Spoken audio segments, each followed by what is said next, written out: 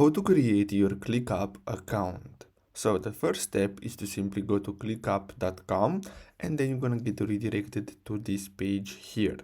Now the next step is to simply click on sign up in the top right corner or simply click on get started, it's free. So the next step is to simply enter your email address. I'm gonna do that really fast. I'm gonna copy my email address and then I'm gonna place it right here and then I'm gonna click on next.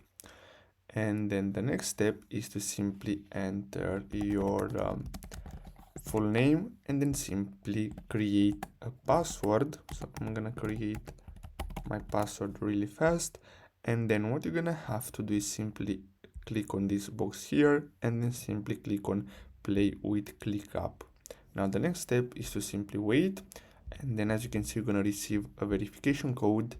So this is the verification code for my account, and after you verify your code here you're gonna have to answer a few questions. I'm gonna go with personal, just me, personal use, and here I'm gonna choose YouTube, and then I'm gonna click next, and then here you can name your workspace. So I'm gonna delete this and then click on finish, and basically that's all you have to do in order to create your ClickUp account. So I really hope you found this video helpful. Don't forget to like and subscribe.